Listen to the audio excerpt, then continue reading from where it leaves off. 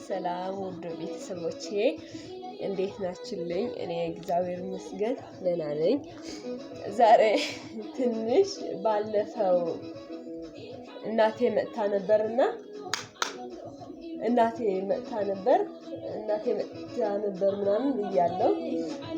ከብዙ ሰው እንኳን ደስ አለሽ ምናምን ትልያለሁ። አመሰግናለሁ። በጣም ነው የምወዳችሁ እና ዛሬ እናቴ ላመጣት ምናምን ብዬ አልተመቸኝም። እናቴ ያልተመቻትን ቪዲዮ ለማቅረጥ ደግሞ ስልኬ እንዳለ ምን አይነት ካሜራ የለውም። ስናፕሻት እምቢ ብሎኛል። ምን እንደሆነ እዚህ ሳምንት ሙሉ እምቢ ብሎኛል። እንኳን ለዩቲዩብ ለራሴ ፎቶ መውጣት እምቢ ብሎኛል። እና ስናፕሻት በምን ምክንያት እንደሆነ አላወቅኩም። እና ደህና ናችሁልኝ? እናቴ አጋጣሚ ክፍለ ሀገር ሄዳለች። እኔ አዲስ አበባ ውስጥ ነኝ ያለሁት። እና ቤተሰቦቼ ደግሞ ላይቭ ግቢ ምናምን የምትሉኝ ሰዎች አሉ። ግን የምሬ ነኝ አልተመቸኝም። የሆነ አካውንት ጠይቆኛል። እና ቤተሰቦቼ ደህና ናችሁ? በጣም ደስ ብሎኛል። የምሬ ነኝ ገብርኤልን ነው የምላችሁ። አጋጣሚ ማተብ ተወጥቶኛል፣ ይቅርታ እንጂ ገብርኤልን የማይትሙት በጣም ደስ ብሎኛል። ማለት 16 ዓመት ነግሬያለሁ እኮ ስንት ዓመት እንደተለየችኝ እናቴ ማንም ሰው ያውቃል። 16 ዓመት አላሳደገችኝም እና ትንሽ ስሜታዊ ነኝ እኔ ሁሌ ነኝ ደግሞ ማስታወሳት ሁሌ ማለት ነው። እና በስልክ ምናምን ሲሆን እኮ በጣም ይደብራል። ቅርታ አንዴ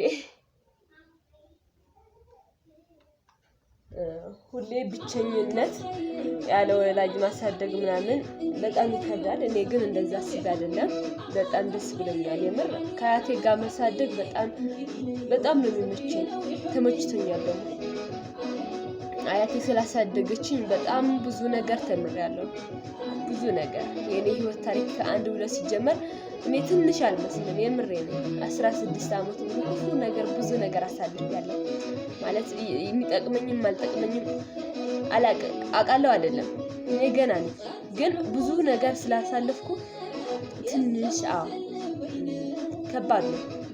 ግን አለ አባትና አለ እናት ሆና ያሳደገችኝ አያቴ አሁን በመለያቷ ትንሽ ከፍተኛል። ግን እድሜዋ ነው፣ ችግር የለም፣ እግዚአብሔር ይመስገን። እና ቤተሰቦቼ እኔ ችግር የለም፣ እናቴ እግዚአብሔር ይመስገን። ከዚህ በኋላ ትንሽ ጽናት ምናምን ያስፈልጋል። እውነታችን ነው። ጥቁሩን ከዚህ በኋላ ተዋዋለሁ። ትንሽ 40 ምናምን ታርግዬ ነው እንጂ በጣም የምትቆጡ ሰዎች አሉ። ራስ ቤተሰቦቼ ምናምን በጣም ነው የሚቆጡኝ። እና ምንም ማድረግ አልቻልኩም። ማለት ትንሽ ሰው ነኝና እንደ ሰው ማዘን ስለፈለኩ ነው ቤተሰቦቼ። እና እንዴት ናችሁልኝ? ደህና ናችሁልኝ? እኔ በጣም ነው የናፈቃችሁኝ። ትላንትና ራሱ ላይቭ ልገባ ብዬ አካውንት ኮድ ምን እንደሆነ አላውቅም። ሰላምዬ ነገርሽኝ የኔ እናት። እሱ አይደለም የጠየቀኝ። ሰልዬ የኔ ቆንጆ ይሄንን ቪዲዮ ካየሽው እሱ ነው አይደለም የጠየቀኝ። ስከፍተው የሆነ ነገር ነው። እናቴ ደግሞ ማለት እንትን ስለሌለው ነው አለችኝ። ሲም ስለሌለው ይሆናል ምናምን ብላኛለች እንጂ ከዚህ በኋላ ሲም አስገብቼ እከፍተዋለሁ። እና ውዶቼ በጣም ነው ማከብራችሁ፣ በጣም ነው ማመሰግናችሁ። ስልኬን እንትን አስተካክዬ ካሜራው አስተካክዬ በደንብ በቃ ትልቅ የሆነ ቪዲዮ ሰራለሁ። ከዚህ በኋላ ቃል ገባለሁ። የምሬ ነው የምላችሁ። እንትን ሰራለሁ ቪዲዮ በቃ ገራሚ ቆንጆ የሆነ ጸዴ ቪዲዮ ለቃለሁ ከዚህ በኋላ። እና ደህና ሁኑልኝ። በጣም ነው የምወዳችሁ። ቻው።